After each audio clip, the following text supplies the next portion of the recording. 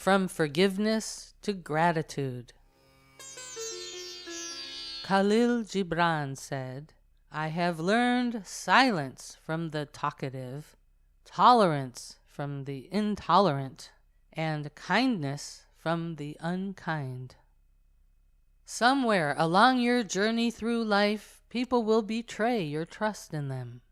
Someone will break his word or even break your heart, and you may end up feeling resentment for the pain caused by their harmful actions.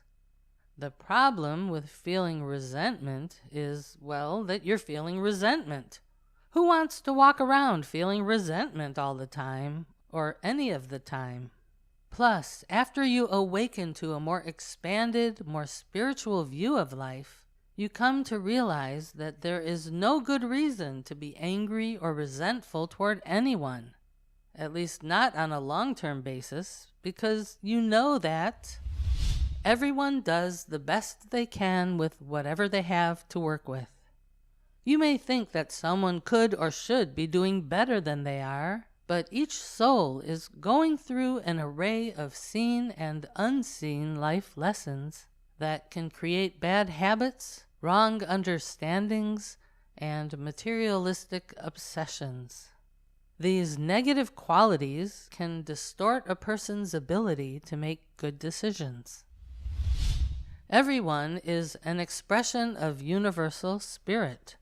Therefore, whatever they do is somehow part of the perfect universal plan, even if its plan is to tick you off. Just entertaining this point of view will help to make your spiritual journey happier and smoother.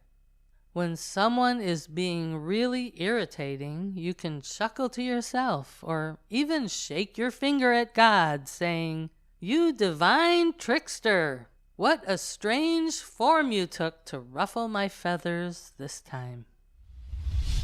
Resentment dampens the light of your own happiness. Resentment and anger also cause a lot of other potential problems, such as drawing to yourself more opportunities to feel more resentment and anger. As Chapter 15 explains, your thoughts are very powerful in drawing to you more of whatever you focus on. Be careful. Making efforts to forgive is a great spiritual practice, but pretending that you've forgiven when you haven't really done so can keep you from processing your thoughts and feelings properly, so that you can eventually grow into true spiritual forgiveness. As with other challenging experiences, your angers or resentments must be acknowledged so they can be brought forth from the shadows of hidden thoughts and into the light of divine spiritual awareness. Forgiving someone's bad actions also doesn't mean that you should ignore or hide what they've done. Even with a forgiving heart, you can still take steps to keep yourself and others from being harmed by the person's actions in the future. The key is to respond without burning in the flames of anger, resentment, and hatred. Spiritual wisdom. Words from forgiving folks. Anne Frank said, "In spite of everything, I still believe that people are really good at heart." Martin Luther King Jr. said, "We must develop and maintain the capacity to forgive. He who is devoid of the power to forgive is devoid of the power to love." Henry Wadsworth Longfellow said, "If we could read the secret history of our enemies, we should find in each man's life sorrow and suffering enough to disarm all hostility."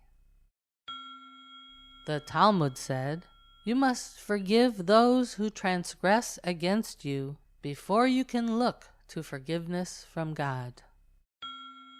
Papa Ramdas said, "Love in the making sees faults but forgives them.